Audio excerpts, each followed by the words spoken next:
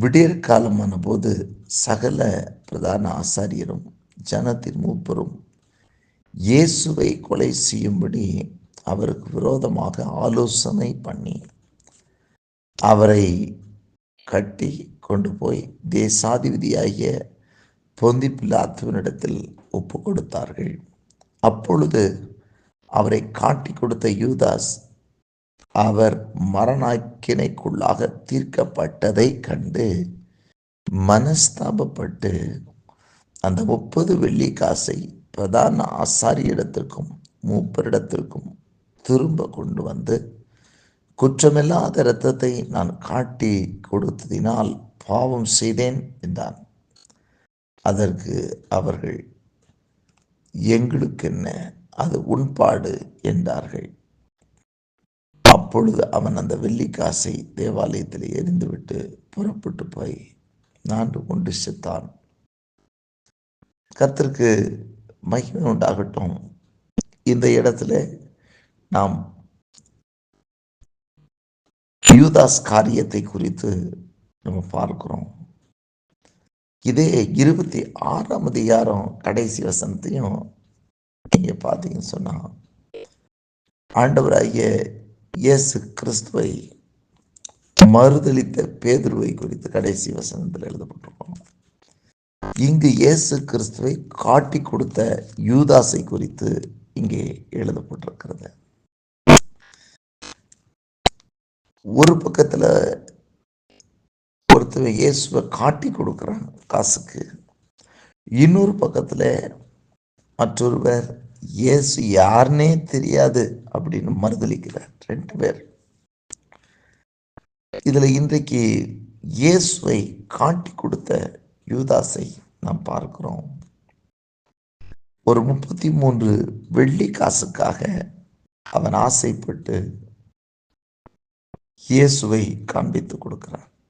ஏன்னா காலையில் நேரங்களில் கூட்டமாக இருக்கிற நேரங்களிலே அவரை பிடிக்க முடியாததுனால அவரை பிடிக்க அவங்க வகை தேடி கொண்டிருந்தார்கள். அப்பொழுதுதான் 26ஆம் அதிகாரத்தில் நீங்கள் பார்க்கும் பொழுது 15ஆம் வசனத்தில் 14-15 வசனத்தில் சொல்லுவோம். அப்பொழுது 12 ஒருவனாகிய யூதாஸ் காரியத் என்பவன் பிரதான ஆசாரியனிடத்திற்கு போய், நான் அவரை உங்களுக்கு காட்டி கொடுக்கிறேன், நீங்கள் எனக்கு என்ன கொடுக்கிறீர்கள் என்றான். அவர்கள் அவனுக்கு 30 வெள்ளி காசை கொடுக்க உடன்பட்டார்கள்.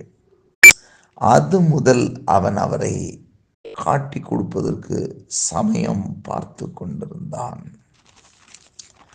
பாருங்கள், ஆண்டவராகிய இயேசு கிறிஸ்துவோடு கூட 3.5 ஆண்டு காலங்கள் ஊழியத்தில் கூட இருந்தார்.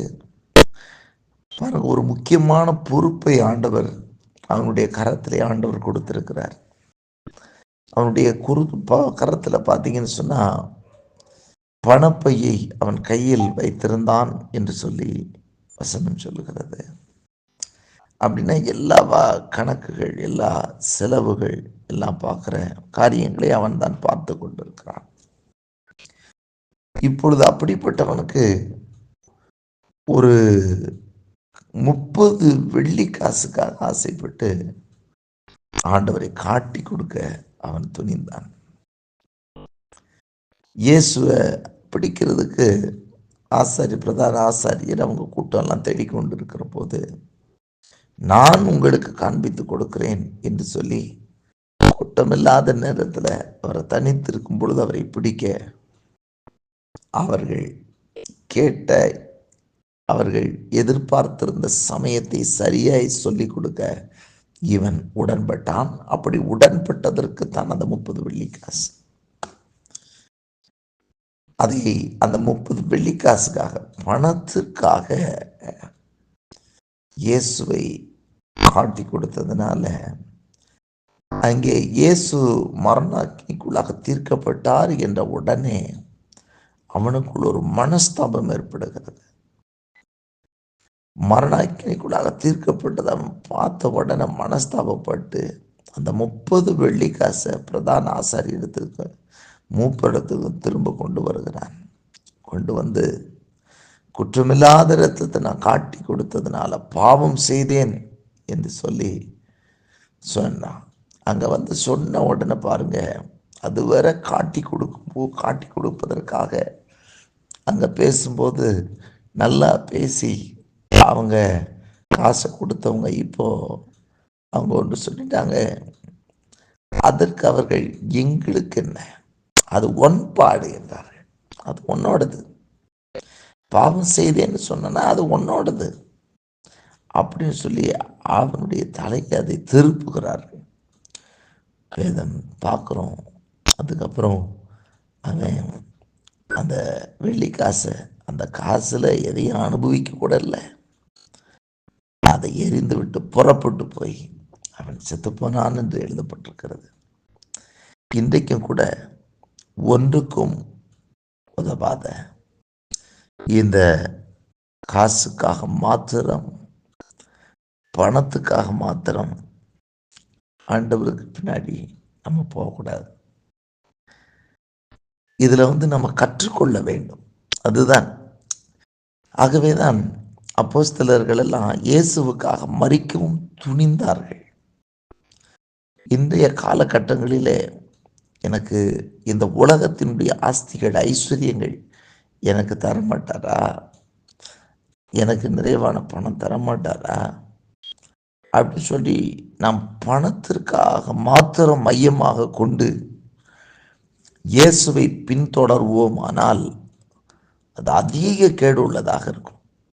இன்னைக்கு அநேகருக்கு பணப்பிரியராக இருக்கிறார்கள். அது அவர்களையே அதை அழித்துவிடும். அதற்கு நம்ம நல்ல உதாரணம் 12 அப்போஸ்தல பட்டம். அப்போஸ்தலர் என்பது அது எவ்வளோ மேன்மையான ஒரு காரியம்.